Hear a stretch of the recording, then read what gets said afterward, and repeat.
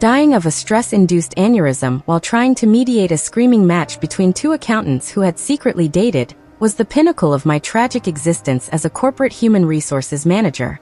Waking up as Elias Vance, the billionaire antagonist of the wildly inaccurate office rom-com Love and Spreadsheets, felt like the universe's idea of a sick joke. In the show, Elias was the classic grumpy boss. He wore exclusively three-piece charcoal suits, scowled at rainbows, and existed purely to try and fire the heroine, Clara, for incompetence. Naturally, his evil corporate ways were always thwarted by the male lead, Julian, the charming, dimpled vice president of marketing who spent 90% of his workday leaning against doorframes and smirking. I spent my first 24 hours in Elias's penthouse aggressively reviewing the company's quarterly financials. It was worse than I thought. Vance Enterprises wasn't losing money because of market fluctuations. It was hemorrhaging capital because Clara, possessing the motor skills of a dizzy toddler, kept destroying high-end electronics every time she accidentally tripped into Julian's chiseled chest. I didn't want to be the villain. I just wanted a functional, HR-compliant workplace where people actually used Microsoft Excel instead of their feelings. My campaign for corporate sanity began on a Tuesday. The stage was set in the grand glass lobby. I was marching toward the private elevators when Clara, carrying a tray of 4 scalding hot macchiatos, executed her signature move. She tripped over an invisible molecule of air and launched the beverages directly toward my bespoke suit, while Julian lunged forward from the sidelines to catch her in a dramatic, slow-motion embrace. In the show, Elias would dodge the coffee, scream at Clara, and threaten to terminate her, prompting Julian to deliver a passionate speech about human decency. I didn't dodge. Operating on the pure, unfiltered reflexes of an exhausted HR veteran, I caught the cardboard tray out of mid-air, barely spilling a drop. Clara crashed into Julian. They tumbled to the marble floor in a tangle of limbs and prolonged eye contact. I stood over them, perfectly dry, holding the macchiatos. "Mr. Vance," Clara gasped, her cheeks flushing perfectly pink. "I am so sorry. I'm just so clumsy." "Clumsiness is a liability, Clara," I said, my voice eerily calm. "However, the lack of a wet floor sign is an OSHA violation." "Julian, you are the vice president of marketing. Why are you loitering in the lobby at 9:15 a.m. on a Tuesday? Your department's Q3 projections are due in 45 minutes. Julian's smirk faltered. "I was just assisting an employee, Elias. Have a heart." "I have a heart, Julian. I also have stakeholders," I replied, turning my back on the supposed protagonists. As I stepped into the elevator, a woman in a perfectly tailored pencil skirt and sensible black heels stepped in beside me. It was Evelyn, my executive assistant. In the show, she had maybe 3 lines and mostly existed to hand Elias folders. She looked at me, then down at the tray of coffees I was holding. Without a word, she pulled a small container of antibacterial wipes from her clipboard, plucked a macchiato from the tray, and handed me a wipe. "Facilities has been notified of the scuff marks in the lobby, sir," Evelyn said, her voice a cool, soothing monotone.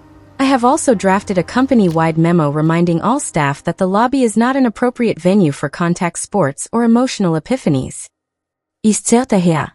Her posture was flawless. Her eyes held the deep, hollow exhaustion of someone who actually read the employee handbook. Oh my God, I thought, an unfamiliar spark of hope igniting in my chest. She is competent. "Evelyn," I said, wiping down the cardboard tray, "cancel my afternoon meetings. We are rewriting the corporate code of conduct." "Understood, sir," she said, taking a sip of her coffee. "Shall I include a clause regarding mandatory footwear traction?" And that is how I, the designated villain, accidentally launched a hostile takeover against the romantic comedy genre itself. Chapter 1. The morning after the lobby incident, I arrived at my office on the top floor of Vance Enterprises at 7 a.m. sharp. I sat behind my massive, intimidating mahogany desk, steeled myself, and opened the company's HR incident logs. As a former human resources manager, looking at these files was like walking through a haunted house where all the ghosts were pending lawsuits. "Evelyn," I said, not looking up from my monitor as my impeccably dressed executive assistant glided into the room with a steaming cup of Earl Grey tea. "Do you have the statistical breakdown of Clara's physical anomalies?" "I do, sir," Evelyn replied evenly, placing the tea exactly 2 inches from my keyboard. She didn't bat an eye at the strange request. She simply produced a sleek tablet and began reading.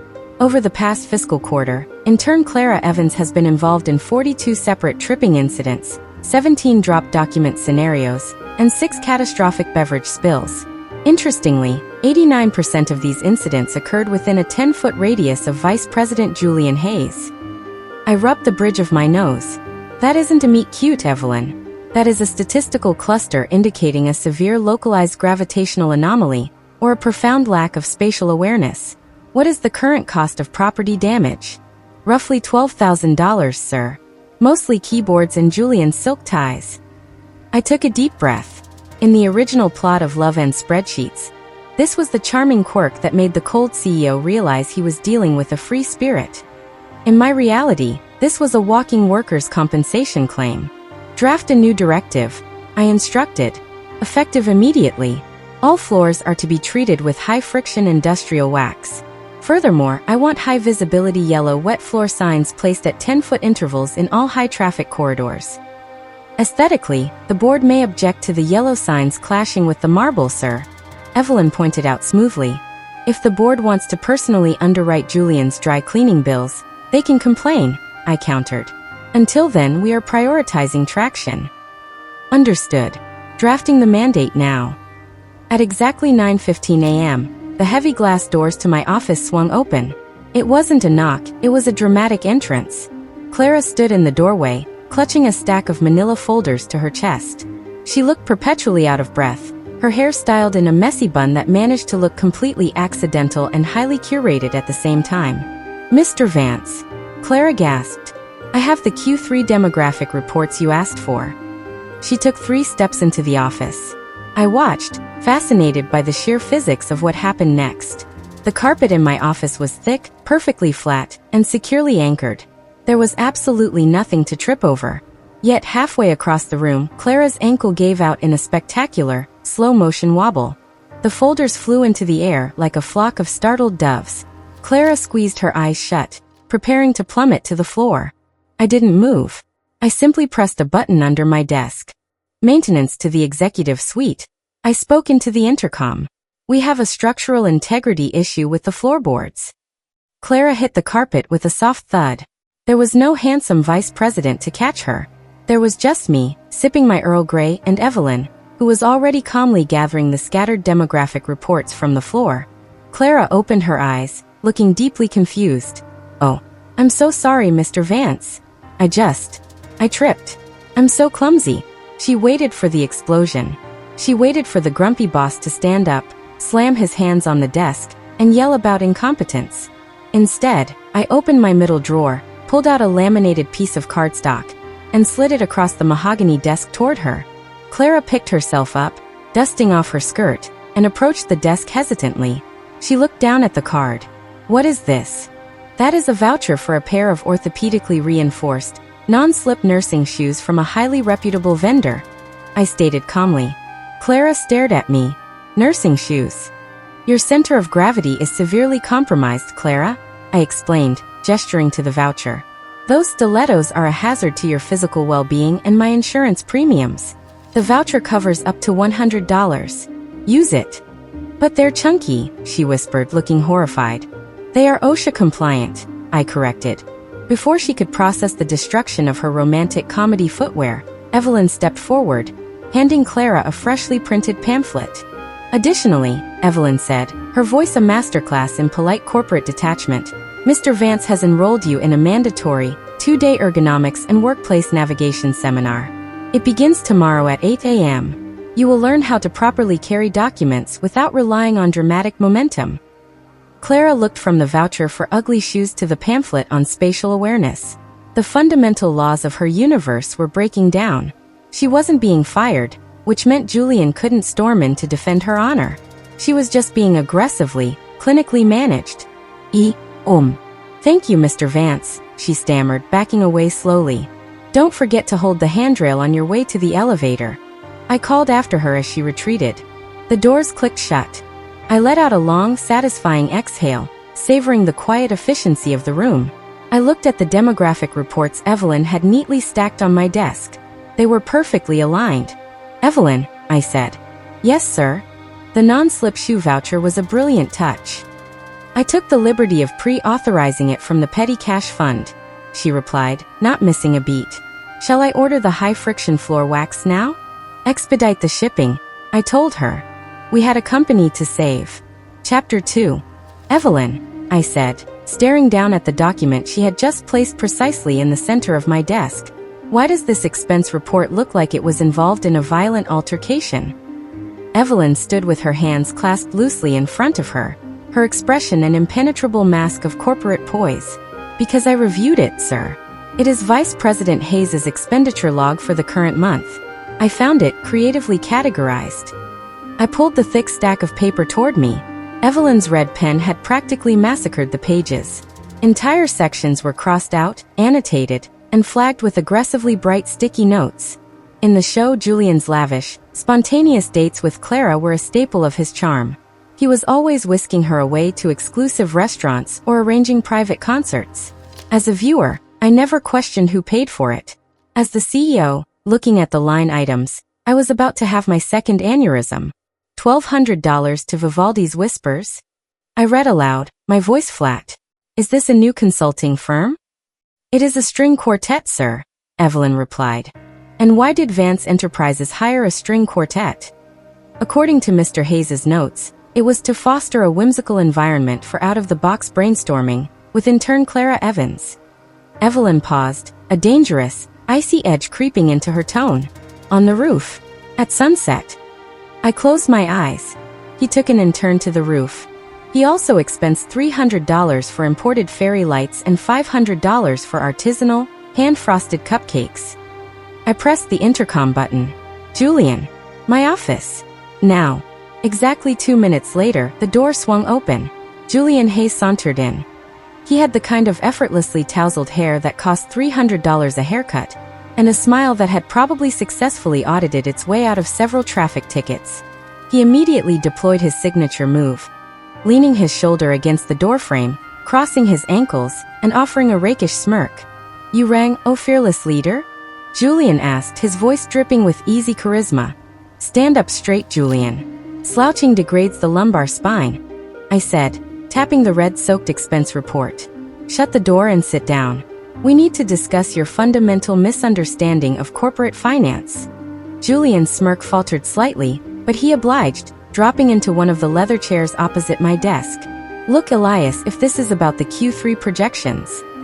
This is about the fact that you are attempting to use the company credit card to fund a romantic comedy. I interrupted, sliding the report across the desk. Explain the string quartet on the roof. Julian leaned forward, suddenly adopting a look of earnest, passionate conviction. Elias, Clara was stressed. She's been struggling with the new filing system. I wanted to boost her morale. Inspiration strikes when the environment is right. We were brainstorming the new marketing initiative. Did the string quartet help you realize that our core demographic responds to targeted digital ads? I asked deadpan. They provided an ambience. Julian defended. You have to nurture talent, Elias. You have to sweep them off their feet. Sweeping subordinate employees off their feet is a fast track to a sexual harassment lawsuit and a PR nightmare, Julian. I stated, leaning back in my chair. Furthermore, the roof is not a recreational area. It houses the primary HVAC units and lacks standard issue safety guardrails. By taking an intern up there, you expose this company to catastrophic liability. Especially, Evelyn chimed in, her voice slicing through the room like a scalpel. Since you daisy-chained 3 extension cords together to power the fairy lights, placing them directly next to the central air exhaust fan, you essentially built a highly festive fire hazard. Julian stared at her. He was used to the Ice King CEO yelling at him, which usually gave him the moral high ground to storm out and comfort Clara. He was completely unequipped to handle 2 people calmly dismantling his grand gestures with building codes. It was a harmless sunset, Julian muttered, looking genuinely baffled. I was just trying to be a good guy. You can be a good guy on your own dime, I said. The IRS does not recognize whimsical ambience as a tax-deductible business expense. Therefore, this entire operation is denied. Denied? Julian echoed. So who pays for it? Evelyn picked up a sleek, black calculator from my desk, tapped a few buttons with terrifying speed, and turned the screen toward Julian. The total is $2,150, including the fine for unauthorized access to the roof, Evelyn informed him. This amount will be deducted directly from your next paycheck. I have already drafted the payroll authorization form. Sign here, please. She slid a pen and a form across the desk. Julian looked at the pen like it was a venomous snake. He looked at me, searching for a hint of the cartoonish villainy he was used to fighting against. He only found a deeply tired man who wanted to protect his profit margins. Defeated, Julian signed the form. He stood up, his posture noticeably less rakish. "You're cold, Elias," Julian whispered dramatically, pausing at the door. "One day, you'll realize there's more to life than the bottom line." "Please ensure the marketing projections are on my desk by 4 p.m., I replied smoothly. Julian sighed heavily and walked out, shutting the door behind him. The office descended back into a state of blessed, productive silence. I looked at the signed payroll deduction form, feeling a profound sense of administrative satisfaction. "Evelyn," I said, picking up my Earl Grey. "Yes, sir. When you calculated that total, did you include a processing fee for my time?" "A 5% administrative inconvenience charge, sir," she confirmed, not looking up from her tablet. "It's standard policy." I took a slow sip of my tea, staring at my executive assistant with something bordering on reverence. I realized in the quiet of my office, I have finally found my soulmate. Chapter 3. The universe, apparently sensing that its narrative was being aggressively audited, decided to deploy the most heavy-handed cliché in the romantic comedy handbook: the stuck elevator. In the original script of Love and Spreadsheets, this was the turning point. Elias and Clara were supposed to be trapped between the 42nd and 43rd floors for 6 hours. The Ice King would be forced to share his coat, reveal a tragic childhood secret involving a lost puppy, and realize that Clara's spark was what his cold heart truly needed. I was standing in the executive lobby, waiting for the lift, when I saw Clara scurrying toward me, clutching a suspiciously large, leaking bag of craft supplies. "Mr. Vance, wait for me," she chirped, her non-slip nursing shoes squeaking loudly against the high-friction floor wax I'd installed. I checked my watch. I had a meeting with the board in 10 minutes. Behind me, Evelyn stood like a silent, terrifyingly efficient shadow, holding a thermal carafe of espresso and a tablet containing our meticulously balanced Q4 projections. "Efficiency, Clara," I said as the doors slid open. "Step in." The three of us entered. The doors hissed shut. We ascended for exactly 4 seconds before a violent jolt shook the car. The lights flickered, died, and were replaced by the dim, sickly red glow of the emergency lamps. The elevator groaned and came to a dead halt. "Oh no," Clara gasped, immediately dropping her bag of glitter. "We're trapped. It's so dark. Mr. Vance, are you scared? My heart is racing." She took a purposeful, staggering step toward me, clearly aiming for a frantic clutch at my lapels. I didn't move. I didn't even look at her. I looked at Evelyn. "Evelyn," I said, my voice projecting with the calm authority of a man who has sat through 4,000 hours of corporate crisis management analysis. Evelyn didn't even drop her tablet. She calmly pressed the emergency call button, then pulled a compact, high-lumen LED flashlight from her blazer pocket. She clicked it on, illuminating the small space with surgical precision. "The secondary hoist cable sensors have tripped, sir," Evelyn reported, her voice a soothing, professional monotone. "I have already notified facilities via the internal emergency line. Maintenance is currently rebooting the lift controller. Estimated extraction time, 45 minutes. 45 minutes. Clara wailed, leaning dramatically against the mirrored wall. "But it's so small in here. We're going to run out of air. We should probably, I don't know, share our deepest fears to conserve oxygen." The ventilation system in this model provides 300 cubic feet of fresh air per minute for up to 10 occupants, I stated, pulling my own tablet from my briefcase.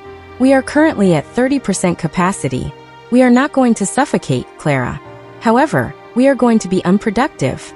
Evelyn, do we have the final red lines for the merger?" "I have them queued, sir," Evelyn said, stepping closer to me so we could share the glow of her flashlight. For the next 40 minutes, the romantic trap became a high-intensity workspace. Clara sat in the corner, looking increasingly bewildered as Evelyn and I stood shoulder to shoulder, dissecting the fiscal impact of a corporate acquisition. We spoke in a rhythmic shorthand of percentages, liability clauses, and tiered vesting schedules. Every time Clara tried to interrupt with a whimsical observation about the stars or the beauty of silence, I simply asked her if she had finished the data entry for the payroll audit. Eventually, the elevator lurched back to life. The doors slid open to reveal a frantic Julian and a team of technicians. "Clara! Elias!" Julian cried, rushing forward. "Are you okay? Did anything happen?" Clara stepped out, looking exhausted and strangely deflated. They talked about EBITDA the whole time, Julian. I think I have a headache." I stepped out behind her, followed by Evelyn. My suit was unruffled. My heart rate was a steady 60 beats per minute. "Evelyn," I said, pausing at the threshold of the boardroom. "Yes, sir." "The way you handled that force majeure clause while the lift was swaying, that was impressive." "Quite," I said, feeling a warmth in my chest that definitely wasn't a stress-induced aneurysm. "Let's go crush the board." Chapter 4. By Thursday, the lack of dramatic tension in the office was clearly causing Clara physiological distress. She couldn't trip gracefully into Julian's arms because the new high-friction floor wax, coupled with her newly mandated orthopedically reinforced nursing shoes, had firmly anchored her to the earth. She couldn't get trapped in small spaces because Evelyn had proactively scheduled preventative maintenance for all elevators, stairwells, and supply closets. Deprived of her usual tropes, Clara resorted to the most insidious rom-com weapon of all: baked goods designed to melt my cold, corporate exterior. I was in the middle of cross-referencing our Q2 overhead costs when Clara knocked softly on my open door. She stood there holding a pastel pink tin tied with a perfectly curled ribbon. She offered a soft, entirely unprompted sigh. "Mr. Vance," Clara murmured, stepping into the room with a cautious, squeaking step. "I noticed you've been working so hard lately. You never seem to take a break. I wanted to bring a little sweetness into your day." She stepped forward and gently placed the pink tin on top of my Q2 overhead cost projections. I stared at the tin. I did not touch it. In my past life as an HR manager, I had seen a harmless, office potluck take down an entire accounting department for 3 days. "What?" I asked, keeping my voice perfectly level. "Is the structural composition of this sweetness?" Clara giggled, a sound like wind chimes that made my eye twitch. "They're snickerdoodles. It's my grandmother's secret recipe. I thought maybe, just maybe, they could melt the Ice King's heart." From her desk in the corner of the suite, Evelyn stopped typing. The silence in the room instantly thickened. "A secret recipe," I repeated slowly. I picked up a silver letter opener and used it to slide the pink tin off my documents.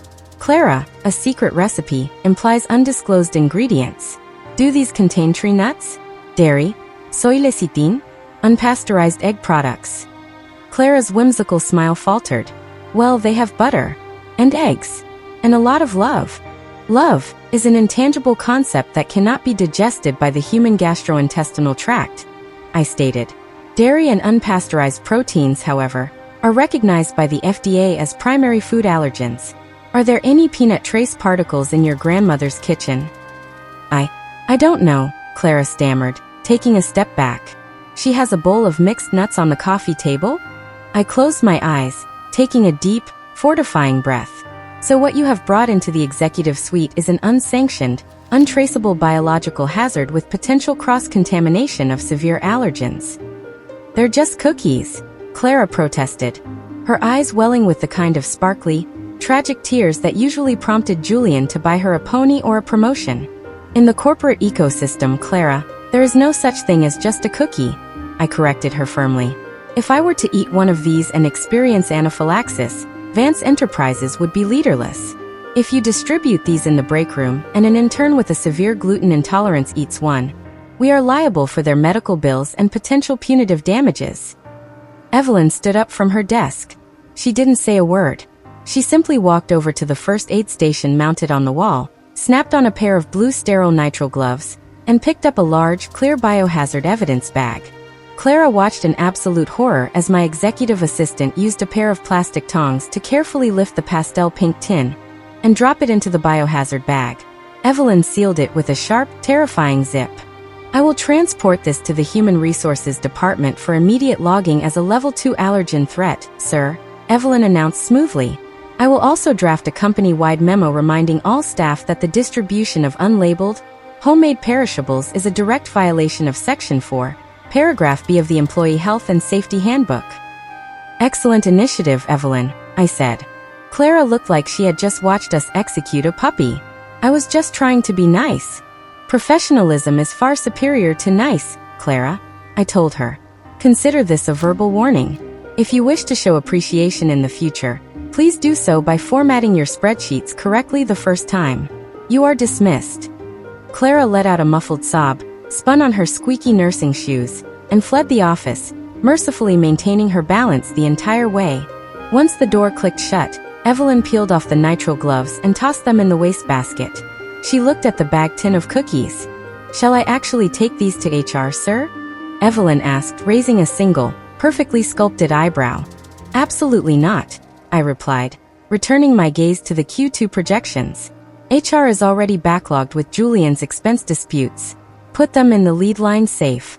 We can use them as leverage the next time the board of directors tries to cut our dental plan.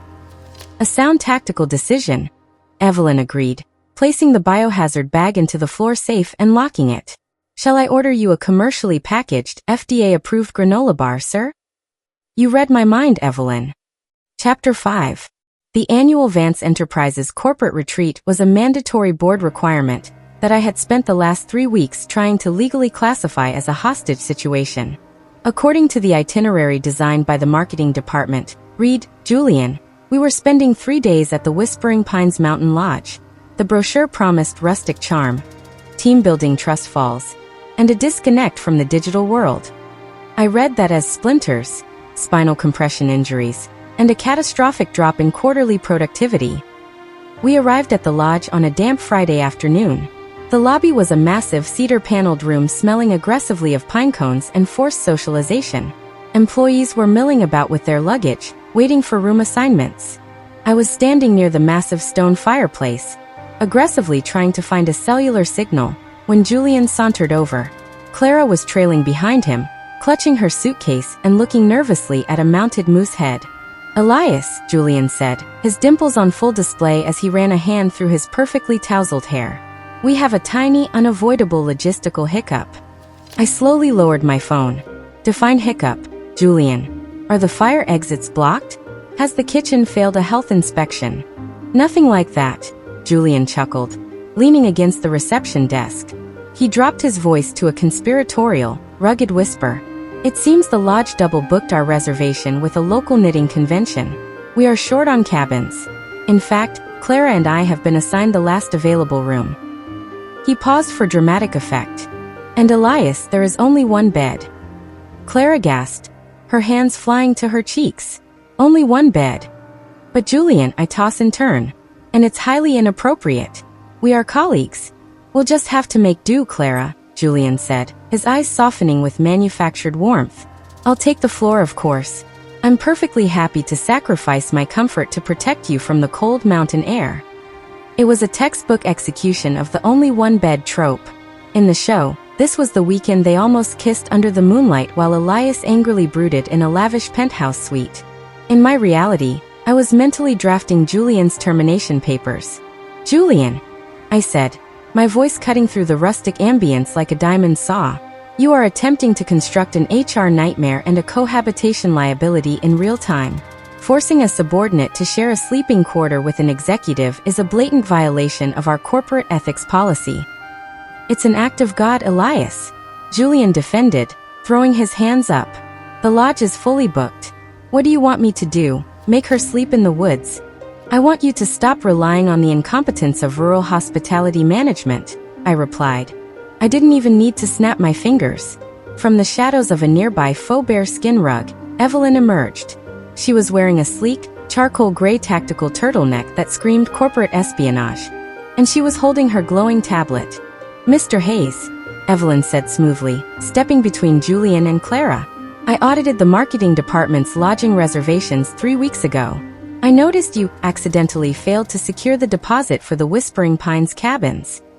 Julian's smirk vanished. The wire transfer got delayed. It was routed to a florist, sir, Evelyn corrected without blinking. Anticipating this logistical hiccup, I canceled the remainder of our rustic reservations. I instead secured a block buyout at the Zenith Corporate Hub, located 3 miles down the mountain. Clara blinked. The Zenith Corporate Hub? It is a state-of-the-art, minimalist facility designed for traveling tech executives, Evelyn explained, tapping her screen. There are no cabins. There are no shared spaces.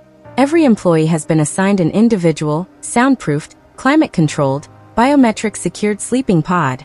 The mattresses are memory foam, the Wi-Fi is gigabit speed, and the doors lock automatically from the inside. Sleeping pods? Julian echoed, sounding horrified. But what about the team building? What about the roaring fires and the shared vulnerabilities? Vulnerability is for beta testing, Julian, I said, picking up my briefcase. And fires are a hazard. We will conduct our team-building exercises via a synchronized virtual spreadsheet module from the safety of our isolated pods. Clara looked incredibly relieved. So, I don't have to share a bed. You don't have to share a zip code, Clara, I assured her. Evelyn, are the pods equipped with ergonomic desk chairs? Aeron chairs, standard issue, sir, Evelyn confirmed. I also took the liberty of pre-stocking each pod with individual rations of FDA-approved nutritional paste to minimize time lost to communal dining. Nutritional paste, Julian whispered, his spirit visibly breaking. He looked around the cozy, romantic lodge, then at the sleek, unyielding faces of his CEO and executive assistant. He realized, with crushing certainty, that no one was going to be swept off their feet this weekend. The shuttle to the pods departs in 4 minutes, Evelyn announced to the lobby.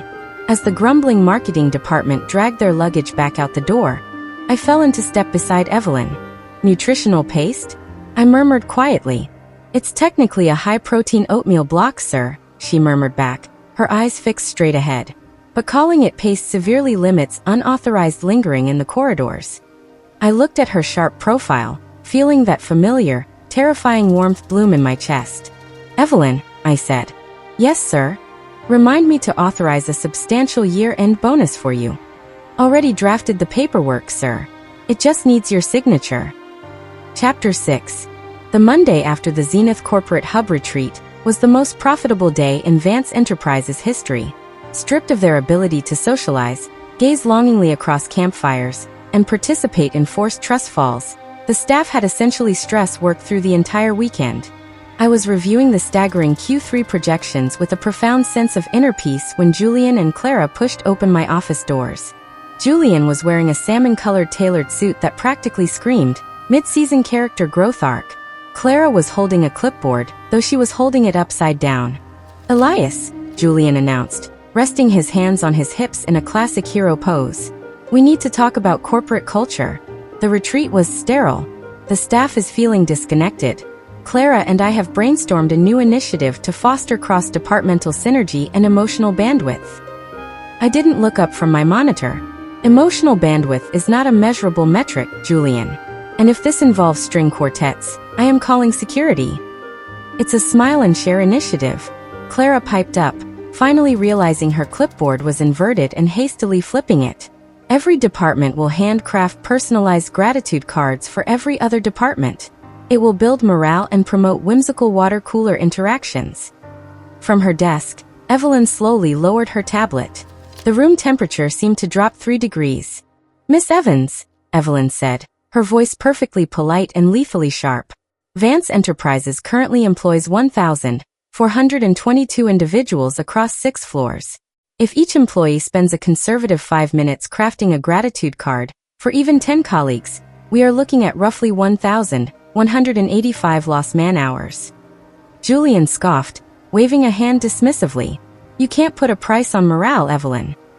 I can, and I just did, Mr. Hayes, Evelyn countered, tapping her screen. Factoring in the median hourly wage, this initiative will cost the company approximately $47,000 in lost productivity, not including the cost of glitter, which requires specialized janitorial removal. It is a fiscal black hole wrapped in construction paper. Julian stared at her, his jaw tightening. You know, Evelyn, you're just an assistant. You don't understand the big picture, the executive vision. I stopped typing. The silence in the room became incredibly heavy. I looked at Julian. Then I looked at Evelyn. Julian was right about one thing. Evelyn was just an executive assistant, which meant her authority to veto the aggressively stupid ideas of my vice presidents was technically limited. If I were to suffer a sudden medical emergency, say another stress-induced aneurysm, Julian would be left unchecked. He would turn the company into a giant, whimsical dating simulator within a week. I needed a firewall. A permanent, executive-level firewall. I opened a blank document, typed 2 sentences, applied my digital signature, and hit print.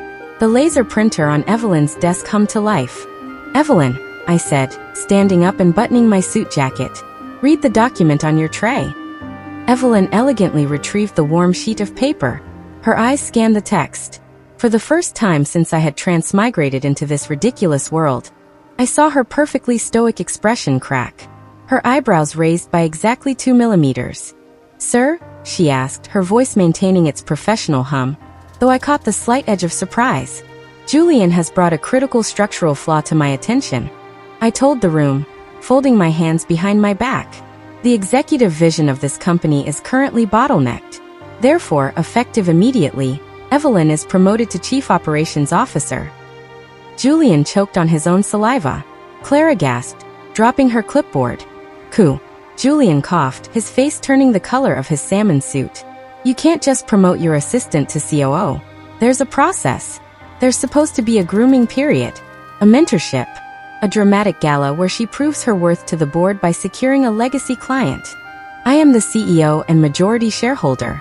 I can promote a ficus plant to COO if I believe it will improve efficiency," I replied smoothly.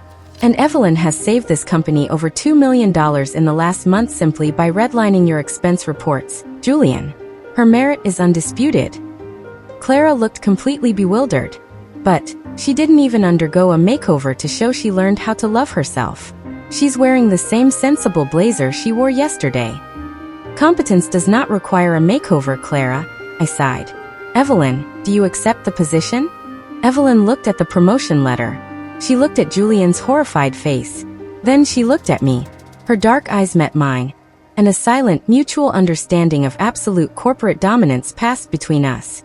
"I accept, Mr. Vance," Evelyn said smoothly. "However, my new title requires an immediate salary renegotiation, retroactive to the beginning of the fiscal quarter, and full executive stock options." "Draft the contract. I'll sign it before lunch," I agreed instantly. I turned back to the stunned protagonists.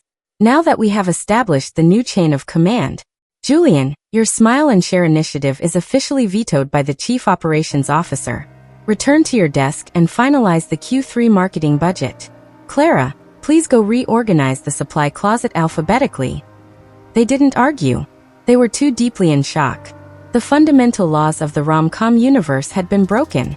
A promotion had just occurred based entirely on work performance, without a single tear, misunderstanding, or dramatic kiss in the rain. They slowly backed out of the office, looking like they had just witnessed a glitch in the matrix. When the doors shut, Evelyn placed the promotion letter in a manila folder and neatly labeled it Chief Operations Officer. Evelyn murmured, a rare, genuine spark of satisfaction in her voice. "Thank you, Elias." It was the first time she had used my first name. It sent a jolt of electricity straight down my spine that had nothing to do with Q3 projections. "You earned it, Evelyn," I said, sitting back down. "Now, as COO, what is your first official directive?" Evelyn didn't hesitate. "I am firing the artisanal coffee vendor in the lobby and replacing them with 3 high-yield, automated espresso machines." I smiled. It was a terrifying, genuine, villainous smile. "I love the way you do business." Chapter 7. The double doors to the executive suite didn't just open. They were violently breached by a walking botanical garden. A massive 6-foot-tall arrangement of violently red roses slowly shimmied its way into the room. Somewhere beneath the terrifying amount of foliage, a pair of orthopedically reinforced nursing shoes squeaked against the high-friction floor wax. "Delivery for Mr. Vance."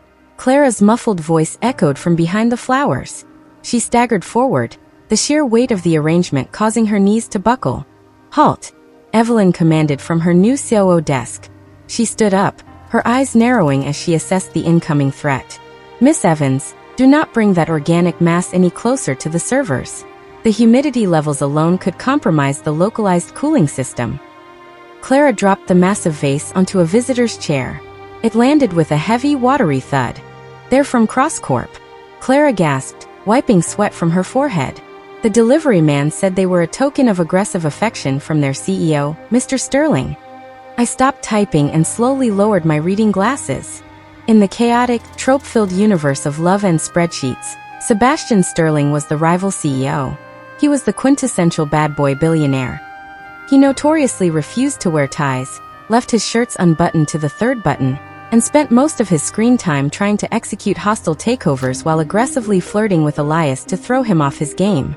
"Evelyn," I said, staring at the 500 red roses. "Are those thorns properly debt-horned?"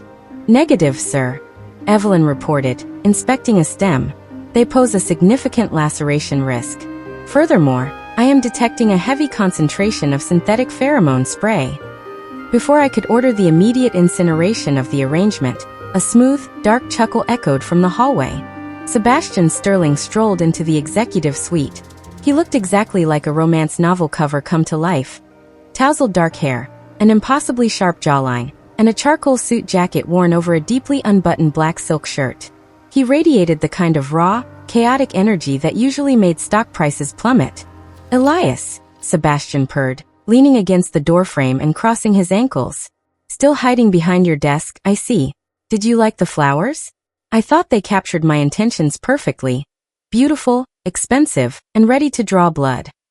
Clara gasped, clapping her hands over her mouth. "Oh my gosh, the tension. It's palpable." "Miss Evans, return to the supply closet," Evelyn ordered without looking at her. Clara squeaked and scurried out. Sebastian pushed off the doorframe and stalked toward my desk. He moved with the predatory grace of a man who had never once paid a workplace settlement out of his own pocket. He reached my desk, slammed his hands flat on the mahogany surface, and leaned in close. "We've been dancing around each other for months, Elias," Sebastian whispered, his dark eyes dropping to my lips. "CrossCorp and Vance Enterprises. We're the two biggest players in the city. Stop fighting me. Let's merge. Imagine what we could do if we joined our assets." In the show, Elias would flush, stammer, and aggressively push Sebastian away, setting up a season-long, enemies to lovers tension subplot. I, however, simply leaned back in my ergonomic chair and picked up my pen. "Sebastian, your proposal is structurally flawed," I stated flatly. "First, your cologne is a blatant violation of our scent-free workplace policy. Second, a merger between our two companies would grant us a 68% market share. That is a textbook monopoly." Sebastian smirked, leaning in even closer, attempting to deploy a classic Cabotin maneuver by pinning me against my own desk. "Rules were made to be broken, Elias. Don't tell me you don't feel the synergy between us." "I feel a mild respiratory irritation from your cologne," I corrected. Suddenly, a clipboard materialized between Sebastian's face and mine. Evelyn stepped neatly to the side of the desk. She didn't look flustered. She looked like a shark that had just smelled blood in the water. "Mr. Sterling," Evelyn said, her voice dropping to a terrifying, absolute calm. "Are you attempting to leverage physical intimidation and unsolicited romantic advances to manipulate the CEO of a competing firm into an unauthorized corporate merger?" Sebastian blinked, leaning back slightly. "I'm utilizing aggressive negotiation tactics." "You are violating Section 7 of the Clayton Antitrust Act," Evelyn corrected seamlessly. "Furthermore, your attempt to use physical seduction to acquire proprietary financial data constitutes corporate espionage under the Economic Espionage Act of 1996. Sebastian's smirk finally faltered. He looked at Evelyn as if he had just realized she wasn't a piece of office furniture. "Excuse me." Evelyn tapped her tablet. "I have just activated the suite security recording system. I now have high-definition audio and video evidence of you attempting to form an illegal cartel via sexual coercion. If you do not exit this building in the next 60 seconds, I will forward this footage to the Federal Trade Commission, the SEC, and your board of directors." Sebastian stared at her in absolute horror. The rom-com logic he relied on was completely useless against federal statutes. "You people are insane," Sebastian whispered, aggressively buttoning his shirt as he backed away from the desk. "There is zero passion in this company. It's like a morgue." "It is a highly compliant corporate ecosystem," Evelyn corrected. You have 42 seconds, Mr. Sterling. Sebastian didn't wait. He spun around and practically sprinted out of the office, nearly tripping over the squeaky high-friction floor wax in the hallway. The room fell silent. I looked at the massive, ridiculous bouquet of roses. Then I looked up at Evelyn. She was calmly tapping on her tablet, terminating the recording she had just used to legally castrate a rival billionaire. My heart did a strange, completely unprofessional flutter in my chest. Evelyn, I said, my voice softer than usual. Yes, Elias? She asked, looking up. Call facilities. Have them donate those roses to a local hospital. And then, I paused, clearing my throat. Let's review the Q4 legal retention budget. I think you deserve another raise. Evelyn's lips twitched upward into a microscopic smile. I will have the addendum drafted in 10 minutes. Chapter 8. The 42nd floor breakroom was designed for maximum efficiency. 3 industrial microwaves, a wall-mounted commercial refrigerator, and a strict 15-minute loitering policy. It was not designed for acoustics. Therefore, when the unmistakable, blaring sound of a brass trumpet echoed through the HVAC vents at 6 p.m. on a Wednesday, I immediately knew Julian was attempting another unauthorized morale boost. I didn't even look up from my quarterly risk assessment spreadsheet. Evelyn. I am already tracking the decibel anomaly, sir, my COO replied from her desk. She tapped her tablet. The sound is originating from the communal kitchenette. I am also detecting a localized spike in ambient room temperature, and the scent of melting paraffin wax. I slowly closed my laptop. Paraffin wax. We walked down the corridor side by side, our footsteps perfectly synchronized. As we neared the break room, the trumpet was joined by an acoustic guitar, a vihuela, and a passionate, off-key baritone voice that I depressingly recognized as my vice president of marketing. I pushed open the frosted glass doors. The break room had been transformed into a catastrophic fire hazard. Julian had somehow managed to smuggle an entire 5-piece mariachi band past the lobby security. They were crammed between the recycling bins and the water cooler, playing a rousing rendition of Bésame Mucho. But the band wasn't the primary issue. The issue was the candles. There were at least 100 lit tea light candles scattered across every available flat surface. They were on the 4 mica tables, lined up along the edge of the industrial sink, and dangerously clustered around a stack of highly flammable paper coffee filters. In the center of this OSHA nightmare stood Clara. She was holding a half-empty bag of heavily salted pretzels, looking wildly overwhelmed as Julian serenaded her, clutching a single, dead-horned rose to his chest. Clara, Julian sang, dropping to one knee on the linoleum. You are the light in this sterile corporate wasteland. Let me take you away from the spreadsheets. Julian, it's very hot in here. Clara yelled over the trumpets, fanning herself with a pretzel. And I think the plastic spoons are melting. Julian, I said, my voice cutting through the mariachi music with the chilling finality of an audit notice. The band instantly stopped playing. Julian froze, still on one knee. He looked over his shoulder. Elias, Julian gasped, scrambling to his feet. He tried to quickly hide the rose behind his back, which was difficult given the sheer volume of open flames surrounding him. I thought you left at 5. We were just having a cultural appreciation moment. You have introduced 100 open flames into a commercial high-rise building that is currently undergoing its annual fire insurance review, I stated, staring at a tea light that was actively scorching the edge of a laminated safety poster. It's a grand gesture, Elias, Julian argued, gesturing broadly to the room. You can't quantify romance. Look at her. She's swept away. I'm actually feeling a little asthmatic, Clara squeaked, coughing lightly. There are 3 different types of highly combustible cleaning solvents under that sink, Julian, I said, stepping into the room. If that cabinet catches fire, the resulting explosion will take out the entire eastern seaboard of this floor. Evelyn, initiate the emergency suppression protocol. With pleasure, sir, Evelyn replied. She didn't hesitate. She calmly walked over to the wall, lifted the clear plastic guard off the emergency fire suppression panel, and pulled the bright red lever. A loud mechanical klaxon began to wail. 2 seconds later, the ceiling sprinklers activated. It wasn't a gentle, romantic drizzle.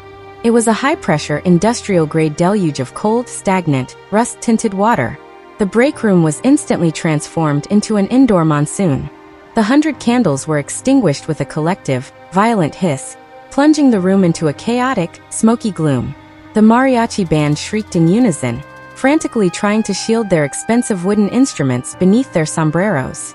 Clara stood frozen in the center of the downpour, her messy bun flattening against her skull, the salt from her pretzels washing away into the puddles forming on the floor. Julian, thoroughly soaked, wiped water from his eyes. "Elias, what is wrong with you? You ruined the moment." "I averted a structural catastrophe," I corrected loudly over the sound of the klaxons. I was standing safely in the hallway with Evelyn, perfectly dry. "The fire department has been automatically dispatched. You will explain to them why you were attempting arson on company property." It was a symbol of my burning passion, Julian yelled, wringing out his salmon-colored tie. "Your passion is going to cost you," Evelyn informed him seamlessly, raising her voice to be heard. She tapped her waterproof tablet. "I am currently calculating the cost of the water damage, the expedited janitorial services, the ruined paper goods, and the municipal fine for a non-emergency fire department dispatch. This will be deducted from your Q4 bonus."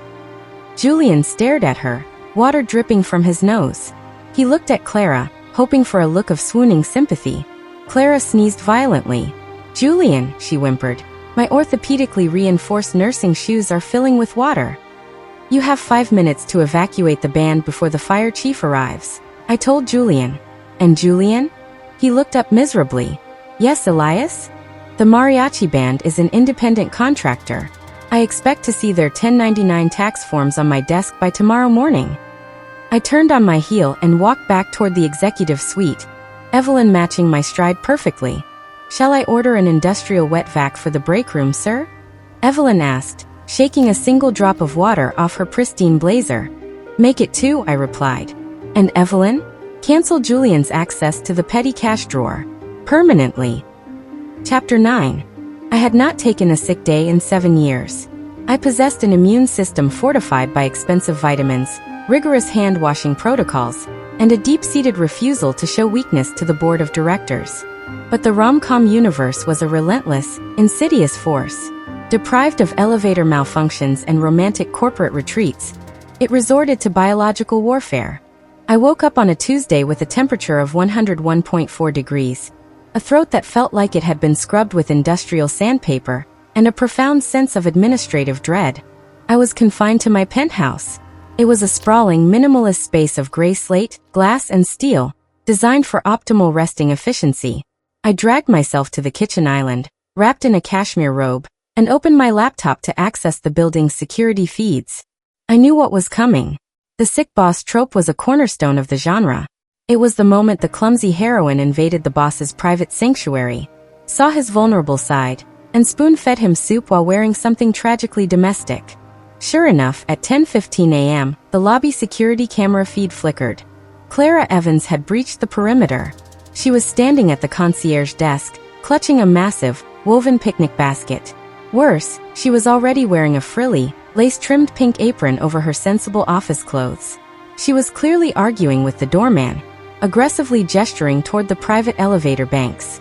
I reached for my phone to call building security, but my fingers froze. On the camera feed, a sleek, charcoal-suited figure stepped smoothly into the frame, completely blocking Clara's path to the elevators. "Evelyn." I couldn't hear the audio, but the body language was a masterclass in corporate defense. Clara pointed passionately at the picnic basket, pantomiming the stirring of soup. Evelyn didn't flinch. She simply held up a single manicured hand, pulled a laminated sheet of paper from her briefcase, and pointed to a specific paragraph. Clara's shoulders slumped. She looked at her frilly apron, then back at Evelyn. Evelyn pointed firmly toward the revolving exit doors. Defeated, Clara turned around and trudged out of the lobby, her tragic domestic mission thwarted by the employee code of conduct. I let out a raspy, painful cough that was completely worth it. 10 minutes later, the private elevator in my penthouse chimed. The biometric locks clicked open. As the COO, Evelyn had level 1 executive override access. She stepped into the foyer. She wasn't wearing a frilly apron. She was wearing her pristine office attire, her dark hair pulled back into a severe, perfect twist. She carried a sleek, insulated medical transport bag, and her ever-present clipboard. "Good morning, Elias," Evelyn said, her voice maintaining its soothing, professional hum as she locked the elevator behind her. I intercepted an unauthorized biological care package in the lobby. Miss Evans was attempting to deliver an unpasteurized broth. "Thank you, Evelyn," I croaked, my voice sounding like a rusted hinge. The apron was alarming. "It was a severe aesthetic violation," she agreed, stepping into the kitchen. She set the insulated bag on the granite island and unzipped it. "I have brought the necessary provisions." She didn't flutter around. She didn't press a cool hand to my feverish forehead or look at me with soft, doe-eyed pity. Instead, she treated my illness like a hostile corporate takeover that needed to be aggressively managed. First, she extracted a large, vacuum-sealed container of commercially prepared, FDA-approved chicken noodle soup. Next, a box of high-grade, non-drowsy decongestants, and a bottle of electrolyte-infused water. "The soup is fortified with zinc and vitamin C," Evelyn reported, plugging in a portable heating base she had also apparently brought. "It will reach the optimal consumption temperature of 145 degrees in exactly 4 minutes. "You are a logistical marvel," I wheezed, pulling my cashmere robe tighter. Evelyn finally looked at me. For a fraction of a second, her stoic facade slipped. Her dark eyes swept over my flushed face, my messy hair, and my general state of pathetic vulnerability. She didn't look repulsed, but she didn't look entirely detached either. There was a dangerous, quiet intensity in her gaze that made the fever suddenly feel much hotter. She cleared her throat softly and picked up her clipboard. "Before you consume the medication, Elias," she said, stepping around the island and placing the clipboard on the counter in front of me, "I require your signature." I looked down. It was a non-disclosure agreement. "En NDA?" I asked, raising a heavy eyebrow. "To prevent the unauthorized dissemination of the CEO's temporary biological vulnerability," Evelyn explained, handing me a sleek silver pen. "It strictly prohibits any employee, specifically those in the marketing department, from discussing your illness, visiting your residence, or attempting to leverage your fever for emotional bonding." I stared at the heavily redacted, impeccably drafted legal document. She had weaponized a confidentiality agreement to protect my peace and quiet. It hit me then. It wasn't a slow, romantic realization accompanied by a swelling string orchestra. It was a sudden, terrifying drop in my stomach, like missing a step on a staircase. I looked up at my chief operations officer. I looked at her sharp, intelligent eyes, her flawless posture, and the digital thermometer she had just neatly placed next to the electrolyte water. I didn't just appreciate her efficiency. I didn't just respect her work ethic. I was completely, hopelessly, catastrophically in love with her. "Evelyn," I whispered, the realization completely stripping the corporate armor from my voice. "Yes, Elias?" she asked, her pen hovering. I wanted to say it. I wanted to tell her that she was the only thing in this ridiculous, trope-filled universe that made any sense. But I was sweating. I was currently a biohazard, and confessing my feelings while she was technically on the clock was a massive HR violation. "The NDA," I rasped instead, clicking the silver pen and signing my name with a shaky hand. "It's ironclad. Brilliant work." Evelyn took the clipboard back, her fingers brushing lightly against mine. Even through the fever, the brief contact sent a jolt of electricity straight to my compromised heart. "Your soup is at optimal temperature, sir," Evelyn murmured softly, slipping the NDA into her briefcase. "Eat. I will handle the board." As she turned and walked back toward the elevator to run my empire, I stared at my FDA-approved chicken soup and realized I was in deep, profound trouble. Chapter 10.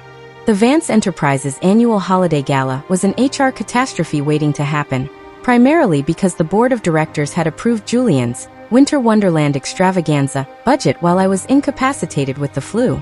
By the time I returned to the office, the 42nd floor had been completely compromised. Every surface was draped in highly flammable synthetic snow. The fluorescent lights had been dimmed to an OSHA-violating level of moody, and a terrifyingly potent batch of spiked eggnog was flowing freely near the copy machines. But the most insidious threat was the mistletoe. Julian had strategically hung sprigs of the parasitic plant in every major choke point. The break room entrance, the elevator banks, and directly over the Q3 fiscal projections chart. It was a blatant, weaponized attempt to force a romantic climax before the end of the fiscal year. I spent the first 45 minutes of the party executing evasive maneuvers. I dodged 3 accounting managers wearing flashing reindeer antlers, sidestepped a suspicious puddle of eggnog, and narrowly avoided Clara, who was attempting to carry a tray of dangerously sharp gingerbread houses while wearing her orthopedically reinforced shoes.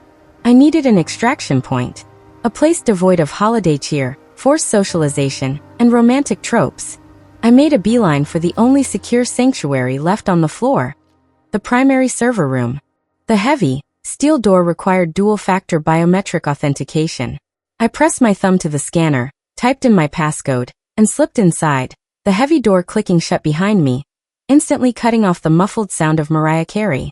The server room was a marvel of modern engineering. It was perfectly chilled to a crisp 64 degrees. The air smelled of ozone and sterilized electronics. The only sound was the soothing, rhythmic, deafening hum of 500 data racks cooling themselves. It was paradise. I exhaled a long breath, loosening my tie by exactly half an inch, and walked down the center aisle. As I rounded the corner of Rack C, I stopped dead. Evelyn was sitting on a highly ergonomic, anti-static utility stool. The blue LED lights of the servers cast a sleek, futuristic glow across her sharp cheekbones. She had a tablet propped on her knees, and beside her, resting on a sterile server casing, was a pristine plate of individually wrapped, FDA-approved crackers and a thermos of black coffee. She looked up from her screen. "Tactical retreat, Elias?" she asked, her voice easily projecting over the hum of the cooling fans.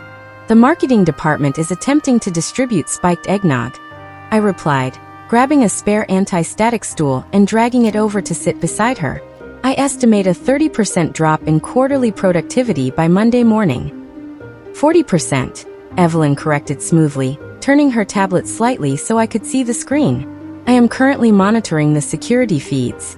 Accounting has already breached the karaoke machine." I leaned in, our shoulders inches apart. The screen displayed a grid of high-definition camera feeds from the party outside. We watched in companionable silence as the chaos unfolded in real time. "Julian's mistletoe placement is aggressive," I noted, watching the vice president of marketing loitering near the copy machine, waiting for Clara to pass beneath the doorway. "It was," Evelyn agreed, taking a sip of her coffee. "However, I preemptively classified the mistletoe as an invasive botanical allergen.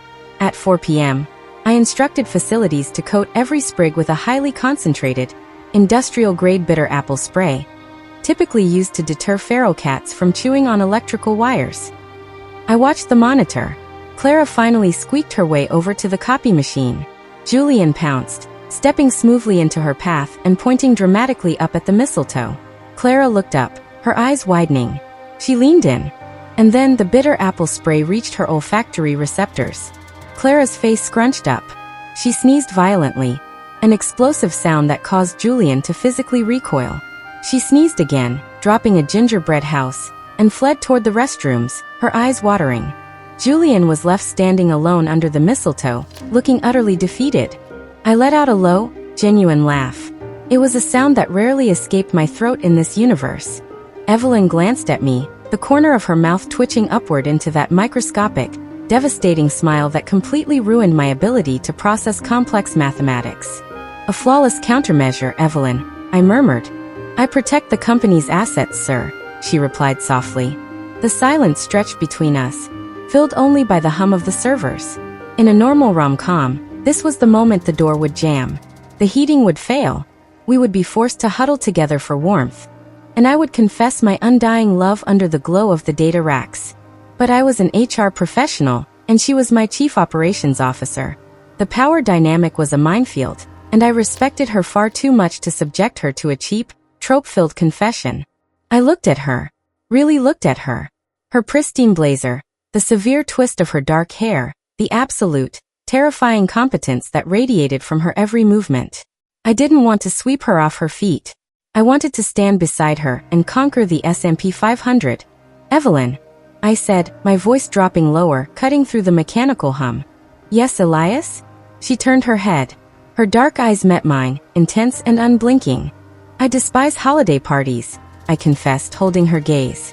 "I despise the forced camaraderie, the liability risks, and the sheer inefficiency of it all." Evelyn held perfectly still. "As do I." "But," I continued, carefully picking up one of her individually wrapped sterile crackers. I find this specific corporate culture highly agreeable. It was the most romantic thing I had ever said in my entire life. It was a declaration of absolute alignment. Evelyn's eyes softened just a fraction. She reached out and tapped a command into her tablet. On the screen, the security feed of the server room exterior door flashed red. Biometric lock, engaged. Override, disabled. I have locked the door from the inside, Evelyn murmured, looking back at me, the blue server lights reflecting in her eyes. To prevent unauthorized personnel from disrupting our systemic alignment. For the duration of the gala. My heart hammered a frantic, decidedly non-HR compliant rhythm against my ribs. An excellent logistical decision, COO, I whispered. We spent the next 3 hours sitting side by side in the freezing, deafening server room, eating sterile crackers and logging employee infractions on the security cameras. We didn't touch. We didn't kiss. And it was, without a doubt, the greatest Christmas party of my entire life. Chapter 11. In the corporate ecosystem, January is not a time for new beginnings. It is the season of the Q1 performance review. In the original Love and Spreadsheets narrative, performance reviews were a joke. Julian would submit a one-page summary about brand synergy and vibrational marketing, and Elias would blindly approve it because he was too busy brooding over a glass of scotch in his office. This year, however, the Chief Operations Officer and I had deployed a newly standardized, 30-page evaluation rubric based on quantifiable key performance indicators, KPIs, return on investment, ROI, and measurable quarterly growth. When the rubrics were distributed to the marketing department, the resulting panic was palpable. For 3 weeks, the 41st floor was completely devoid of grand gestures, acoustic serenades, or spontaneous rooftop dates. Instead, it was filled with the terrifying, unfamiliar sound of frantic data entry and desperate internet searches for how to use pivot tables. Julian and Clara had lost their rom-com glow. They had acquired the fluorescent, slightly gray pallor of employees who had just discovered what a deadline actually meant. On Thursday at 10 a.m., the moment of truth arrived. Evelyn and I sat at the head of the massive obsidian boardroom table. Evelyn had her tablet poised. I had a freshly sharpened red pencil. The double doors opened. Julian and Clara walked in. Julian wasn't wearing a salmon suit or an unbuttoned silk shirt. He was wearing a deeply conservative, perfectly tailored navy suit with a muted gray tie. Clara was wearing her orthopedically reinforced nursing shoes and carrying a thick, comb-bound dossier. Neither of them tripped. Mr. Vance. COO, Julian said, his voice completely devoid of its usual rakish charm. He sounded professional. He sounded terrified. Thank you for meeting with us. We are here to present the Q1 marketing initiative for the new Vance Enterprises consumer tech line. Proceed, I said, leaning back in my chair. Clara stepped up to the projector. She didn't fumble with the remote. She clicked a button, and a flawlessly formatted, high-definition pie chart appeared on the screen. Over the past month, Clara began, her voice steady, Julian and I have conducted aggressive market research. We initially hypothesized that our consumer base desired sleek, aesthetically pleasing technology. We were wrong. She clicked to the next slide. It was a graph showing consumer complaint data. Our research indicates that the modern professional is overworked, heavily caffeinated, and highly prone to spatial awareness errors, Clara continued, gripping her laser pointer. Therefore, we are proposing a pivot. We are launching Project Aegis, a line of highly durable, spill-resistant, shatterproof office peripherals. I blinked. I looked at Evelyn. Evelyn didn't blink, but she did tap a manicured finger against her tablet, a sign of genuine intrigue. Julian stepped forward, smoothly taking over the pitch. We ran the numbers, Elias. We looked at the internal data, right here at Vance Enterprises. Miss Evans herself has provided a profound case study in the sheer volume of capital loss to liquid damage and gravitational mishaps. I have destroyed roughly $12,000 of company property in 6 months, Clara admitted, projecting an Excel spreadsheet that meticulously cataloged every macchiato spill and dropped keyboard. Project Aegis peripherals are coated in a hydrophobic nanopolymer. They can survive a direct hit from a venti latte and a 4-foot drop onto solid marble. Furthermore, Julian added, sliding the thick dossier across the table toward Evelyn, we have mapped out a targeted digital ad campaign focusing on clumsy professionals. The projected ROI is 22% within the first quarter, with a comprehensive manufacturing cost-benefit analysis attached in Appendix C. I stared at the screen. I stared at the dossier. There was no talk of synergy. There were no whimsical buzzwords. They had identified a market gap based on empirical data, formulated a product line to address it, and calculated the manufacturing overhead. They had done their jobs. The silence in the boardroom stretched for a full minute. Julian was sweating. Clara looked like she was holding her breath. I looked at Evelyn. She scanned Appendix C with terrifying speed, her eyes darting back and forth across the numbers. "The math," Evelyn announced, her voice echoing in the quiet room, "is structurally sound. The supply chain projections factor in potential maritime shipping delays, and the profit margins are acceptable." Julian let out a breath so explosive it ruffled Clara's hair.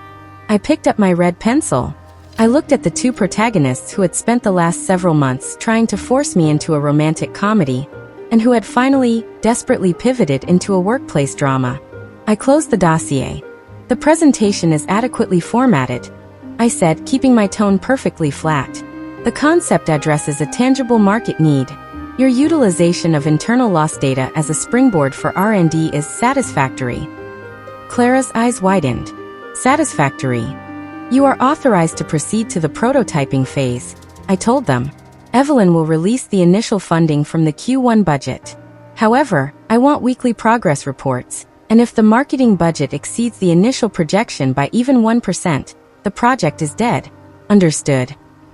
"Understood." Julian beamed, the dimples making a triumphant return. "Thank you, Elias. You won't regret this." "Don't make me regret this, Julian," I corrected. "You are dismissed." They practically vibrated with joy as they packed up their presentation. They didn't high-five or embrace dramatically. They were too terrified of Evelyn docking their pay for inappropriate physical contact in the boardroom. But they hurried out the door looking like they had just conquered the world. The doors clicked shut. I sat in the quiet boardroom, staring at the empty projector screen. A profound, unfamiliar feeling washed over me. It wasn't annoyance. It wasn't dread. It was pride. "They used pivot tables," I whispered, genuinely moved. "Miss Evans also utilized a VLOOKUP function in Appendix B," Evelyn noted, closing her tablet. "It appears the fear of termination is a highly effective motivational tool." "You terrified them into competence," I said, turning to look at my COO. Evelyn offered me that devastating, microscopic smile. "We terrified them into competence, Elias. It was a joint effort." I let out a soft laugh, feeling the last remnants of my corporate stress melt away. The company was profitable. The protagonists were working. And I was sitting in a boardroom with the most remarkable woman I had ever met. "Evelyn," I said, leaning my elbows on the obsidian table, "would it be a violation of the newly established corporate handbook if I asked my chief operations officer to accompany me to a commercially prepared, FDA-approved dinner this evening?" Evelyn's smile widened by another millimeter. "So long as we do not discuss the Q2 projections during the appetizer course," she replied smoothly, "I believe it would fall within acceptable parameters of executive networking." "Deal," I said. Chapter 12. The transition from a romantic comedy into a high-functioning corporate drama was going almost too well. Project Aegis was in the prototyping phase, the marketing department was operating within budget, and my blood pressure had finally stabilized to a healthy 110/70. But old habits die hard, and Julian Hayes was fundamentally coded for drama. It happened on a rainy Tuesday afternoon. Evelyn and I were in the executive suite, engaged in the highly romantic act of cross-auditing the Q2 vendor invoices. The heavy mahogany doors swung open, and Julian strolled in, followed closely by Clara. They were supposed to be delivering the updated hydrophobic polymer test results. Clara marched straight to my desk, focused and professional, her orthopedically reinforced shoes squeaking softly. Julian, however, hung back. I watched him out of the corner of my eye. He was looking at Clara, clearly waiting for her to gaze adoringly at his newly tailored navy suit. But Clara was too busy organizing her data sets. A shadow of panic crossed Julian's perfectly symmetrical face. The narrative tension was dead. He needed a catalyst. He needed the most toxic, volatile tool in the rom-com arsenal. The jealousy trope. Julian scanned the room. His eyes landed on the only other woman present. My chief operations officer. Do not do it, Julian, I thought, my grip tightening on my red grading pencil. Choose life. Julian sauntered over to Evelyn's workstation. He deployed his signature move, leaning his hip against the edge of her desk and crossing his arms to make his biceps pop. He lowered his voice an octave, aiming for a sultry, intimate register designed to carry perfectly across the room to Clara. Evelyn, Julian purred, offering a devastating, dimpled smile. I couldn't help but notice you've been working tirelessly today. Have I ever told you that your unrelenting focus is incredibly intoxicating? Silence descended upon the executive suite. Clara stopped shuffling her polymer test results. She looked over, blinking in confusion, but she didn't look jealous. She looked like she was watching a gazelle actively taunt a lion. Evelyn did not look up from her dual monitors. Her fingers continued to fly across her keyboard at a blistering 120 words per minute. Mr. Hayes, Evelyn replied, her voice a cool, soothing monotone. I am currently calculating the depreciation of our physical server assets. If you find standard accounting principles intoxicating, I highly recommend you enroll in a local community college seminar. Julian's smile faltered, but the trope demanded he push forward. He reached out and casually trailed a finger along the edge of Evelyn's tablet. I'm just saying, Julian murmured, leaning in a fraction closer. All work and no play makes the COO a very tense woman. Maybe you need someone to help you unwind. The red pencil in my hand snapped cleanly in half with a sharp crack. I didn't think. The rational, HR-trained portion of my brain that usually handled insubordination with verbal warnings and documentation was instantly overridden by a blinding, territorial rage. I stood up from my desk. My heavy ergonomic chair rolled backward and slammed into the floor-to-ceiling window. Step away from her desk, Julian, I said. My voice wasn't raised. It was dangerously, lethally quiet. It lacked any trace of the standard grumpy boss annoyance. It was the voice of a man who was calculating the legal fees required to hide a body in the East River. Julian jumped, ripping his hand away from Evelyn's tablet as if it had burned him. He looked at me, and all the color instantly drained from his face. Elias, I was just. You are violating Section 3, Paragraph A of the Harassment in the Workplace Addendum. I continued, slowly walking around my desk. You are utilizing predatory body language and unsolicited suggestive commentary toward a superior officer. It was a joke, Julian stammered, backing away from Evelyn's desk with his hands raised. I was just trying to see if Clara would. I was just making conversation. If you ever speak to my chief operations officer in that tone again, I said, stopping 3 feet in front of him, my eyes locked onto his. I will not just terminate your employment. I will personally ensure that your professional reputation is reduced to a smoldering crater. You will be unhireable in every industry from here to Silicon Valley. Do you understand me? Julian swallowed hard, his Adam's apple bobbing. He was physically trembling. The rom-com magic was completely gone, replaced by the terrifying reality of a deeply furious, highly protective CEO. Yes, Mr. Vance, Julian squeaked. Leave the test results on the desk. Get out. Julian didn't look at Clara. He practically sprinted for the door, threw it open, and vanished into the hallway. Clara quickly dropped the polymer folder on my desk and scurried out after him, the heavy doors shutting securely behind her. I stood in the middle of the room, my chest heaving. The adrenaline was pulsing in my ears. I squeezed my hands into fists, trying to force my heart rate back down to a compliant level. I had lost control. I had broken every rule of emotional detachment I had set for myself. I hadn't defended a colleague, I had defended the woman I loved, and I had done it with all the subtlety of a territorial apex predator.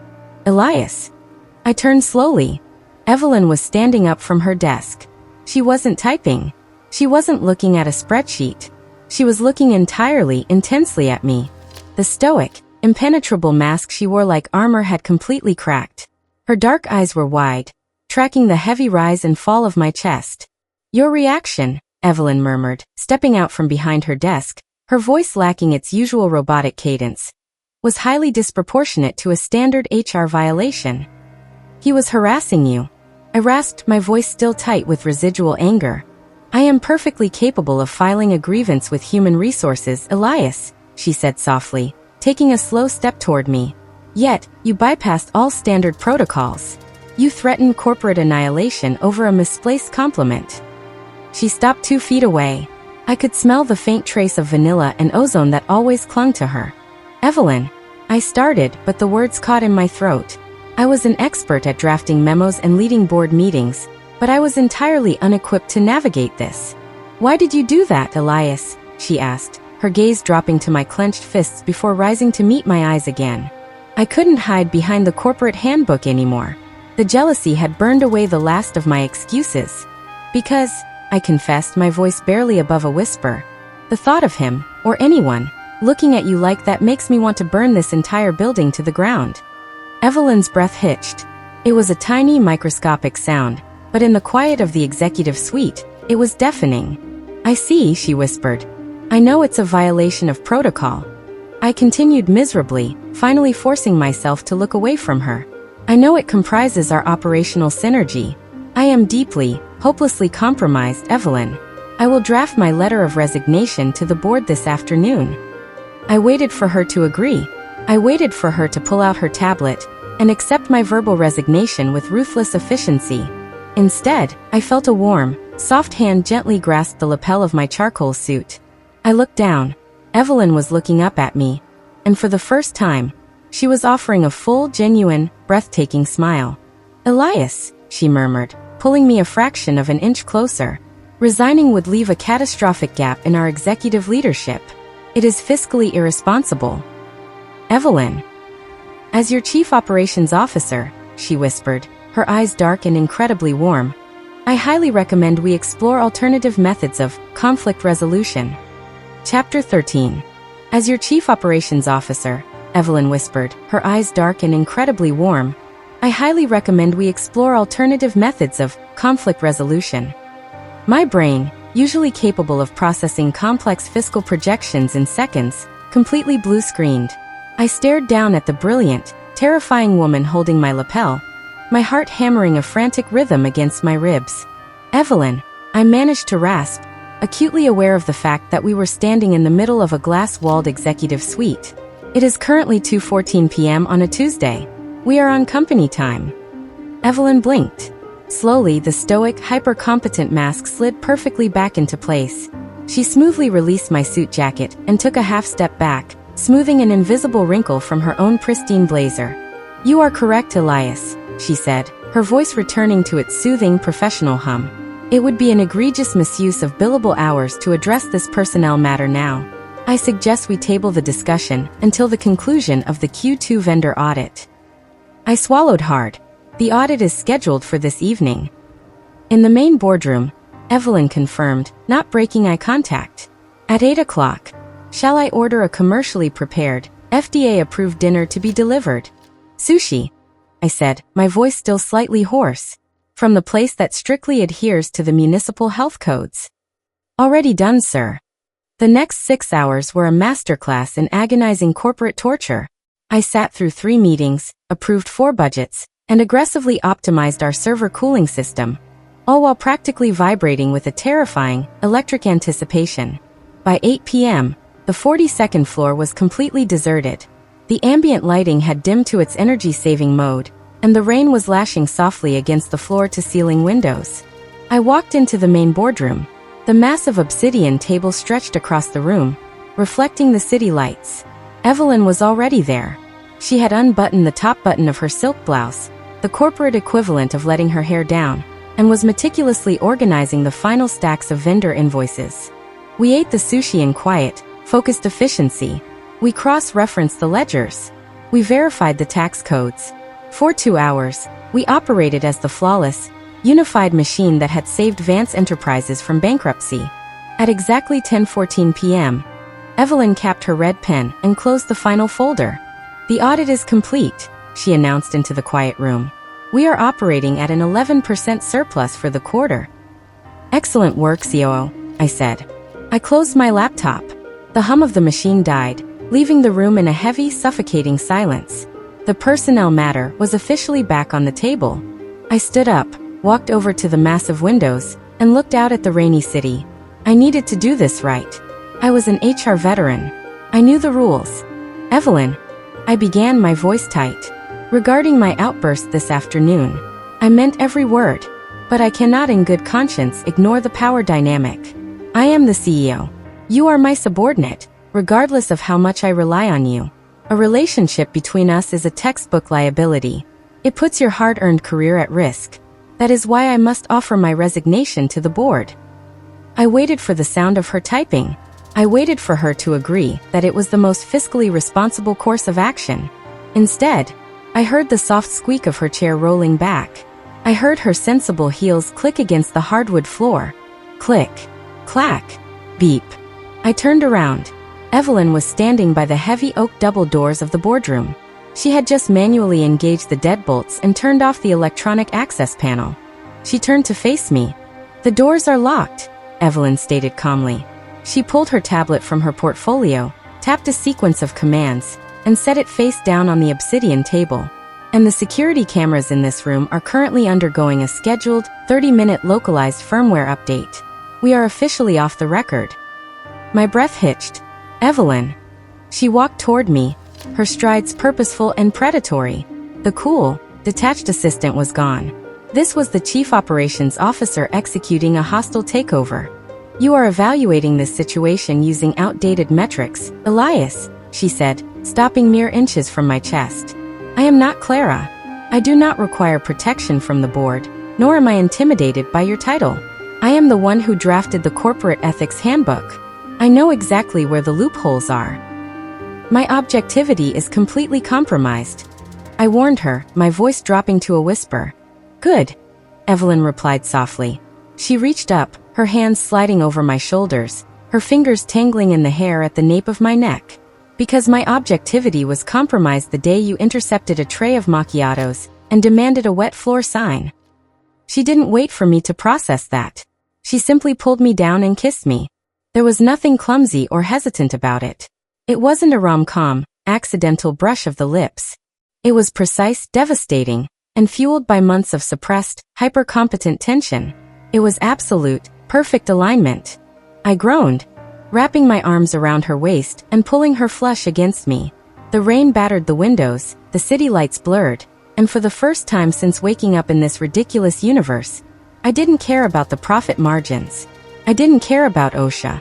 I backed her up until her spine hit the cool glass of the window, kissing her with a desperate, territorial hunger that completely obliterated my professional restraint. She kissed me back with equal ferocity, her hands gripping my shoulders like an anchor. When we finally broke apart, we were both breathless. Evelyn rested her forehead against my chin, her chest heaving, a faint, beautiful flush coloring her cheeks. "Elias," she whispered, her voice slightly wrecked. "Yes, that," she murmured, tracing the line of my jaw, "was an incredibly high return on investment." I let out a shaky laugh, pressing my lips to the top of her head. It was a severe violation of the corporate handbook. I had crossed every line I had drawn for myself, and I was going to do it again tomorrow. Chapter 14.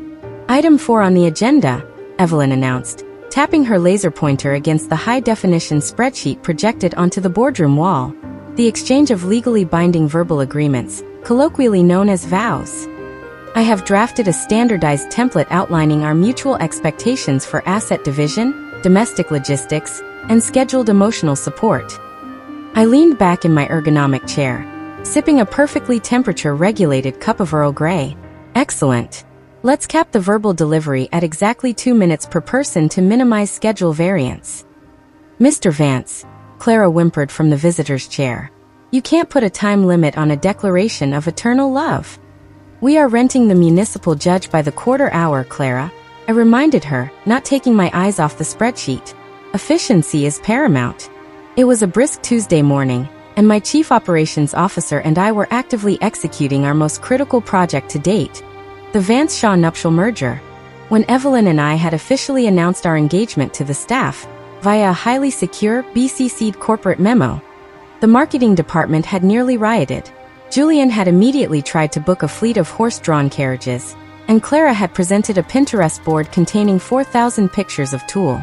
We had firmly vetoed all of it. We were not hosting a fairy tale. We were hosting an administrative consolidation of assets. Moving on to item 5, the catering logistics, Evelyn continued, clicking to the next slide. In lieu of a structurally unsound, multi-tiered cake, I have secured a local vendor to provide individually wrapped, FDA-approved nutritional blocks. They have been visually modified with a thin layer of white fondant to adhere to traditional aesthetics while maintaining a strict shelf life of 3 years. Julian, who was sitting next to a thoroughly devastated Clara, dragged a hand down his face. He looked like he was watching someone burn a priceless painting. "Elias," Julian pleaded, his voice thick with genuine distress. "A wedding is supposed to be a celebration of passion. It is the climax of your narrative arc. You can't feed your guests survival rations and get married in a boardroom." "We are not getting married in the boardroom, Julian," Evelyn corrected smoothly. "That would violate the building's commercial zoning permits.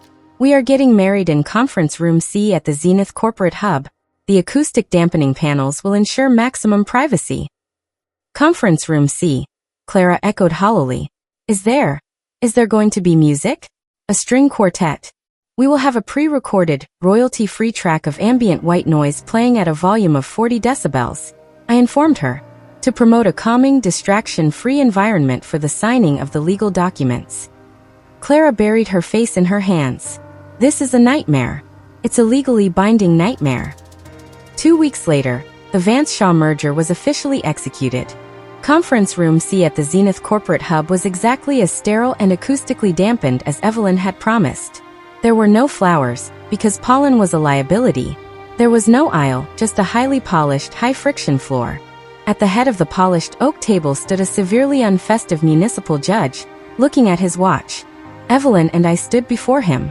We had decided against traditional wedding attire, deeming it an unnecessary expenditure for garments that would only be worn once.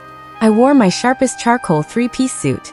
Evelyn wore a breathtaking, perfectly tailored white blazer with matching trousers.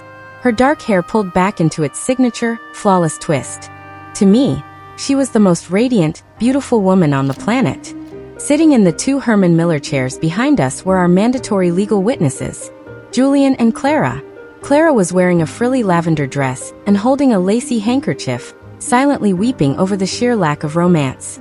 Julian was just staring at the complimentary nutritional block resting on the table in front of him.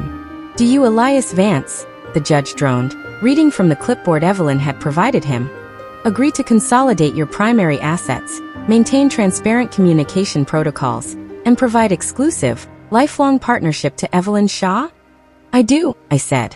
"And do you, Evelyn Shaw, agree to the same terms and conditions?" "I do," Evelyn replied, her voice cool, steady, and incredibly warm all at once. "Please exchange the hardware," the judge instructed. I reached into my pocket and pulled out a simple, sleek titanium band. No diamonds. No protruding gems that could snag on a keyboard or harbor bacteria. Just a solid, indestructible ring. I slid it onto Evelyn's finger. She did the same for me. "By the power vested in me by the state," the judge sighed, clearly wanting to get back to traffic court, "I now pronounce you husband and wife. You may execute the physical confirmation of the contract." I looked at my new wife. The stoic, impenetrable mask she wore for the world softened, revealing that devastating, private smile reserved only for me. "Contract confirmed, so," I murmured. "Contract confirmed, CEO," she whispered back. I leaned down and kissed her. It wasn't a sweeping, dramatic Hollywood kiss designed for an audience. It was quiet, deep, and anchored in a profound, unshakable mutual respect. It was the promise of a lifetime of balanced ledgers and perfectly managed crises. Behind us, I heard Clara blow her nose loudly into her handkerchief. "It's just so efficient," Clara sobbed. "They didn't even mess up each other's hair." "Sign the witness affidavits, Julian," I said, breaking the kiss but keeping my arm firmly around Evelyn's waist. "And please use the black ink. Blue ink does not scan well into the permanent digital archives." Julian picked up the pen, shaking his head in absolute bewilderment. He signed his name, then passed the document to a weeping Clara. "I don't understand you too," Julian muttered, standing up and straightening his tie. There were no doves. There was no poetry. There wasn't even a champagne toast. Evelyn looked at the signed marriage license, then looked up at me. Her dark eyes were shining with a quiet, brilliant joy that outshone any rom-com grand gesture. "We don't need poetry, Mr. Hayes," Evelyn said smoothly, slipping her hand into mine, our titanium rings clicking together. "We have absolute operational synergy. and that is significantly more profitable. Epilogue.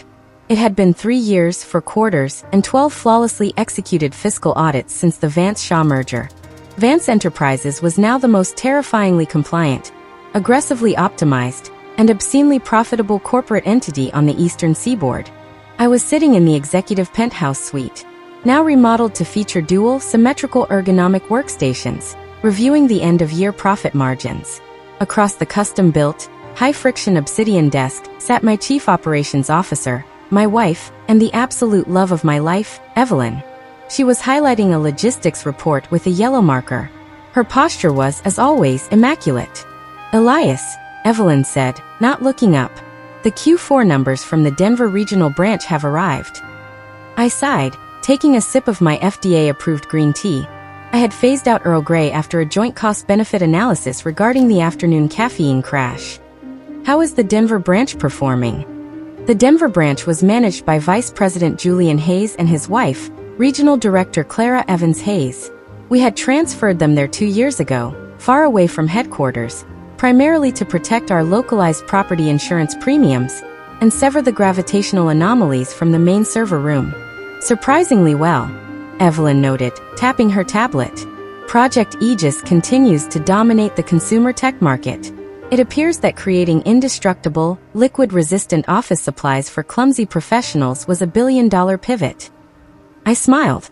Julian and Clara had actually made it work. They got there happily ever after, complete with a chaotic, tear-filled wedding that involved a string quartet playing in a thunderstorm and Julian carrying Clara over the threshold of their new suburban home, which immediately resulted in Clara spraining her ankle, but the Aegis smartwatch she was wearing survived the impact flawlessly. The intercom on my desk buzzed. "Sir, the Denver branch is requesting a brief video conference." Evelyn and I shared a look of mutual, administrative fortitude. "Put them through." The wall-mounted monitor flared to life. Julian and Clara appeared on screen. They were sitting in a rustic chic office that looked entirely too flammable. Clara was holding a baby, a very small, very loud baby wearing a tiny, heavily padded helmet. "Elias." "Evelyn." Julian beamed, his dimples still fully functional despite the rigors of parenthood. "We just wanted to call and wish you a happy end of the fiscal year." "Thank you, Julian," I said evenly. "I see you've instituted structural safety protocols for the infant." "Oh, little Leo is just like his mother." Clara laughed, bouncing the baby. "He somehow managed to trip over a completely flat rug yesterday. The helmet is preventative. Anyway, we're so happy to see you both. We were thinking, maybe you two should fly out to Denver for a visit? We could go hiking, unplug, reconnect with nature." Evelyn's hand smoothly slid across the obsidian desk, her fingers interlacing with mine. "We appreciate the offer, Clara," Evelyn replied, her voice a soothing, corporate hum. "However, Elias and I have already scheduled our annual PTO.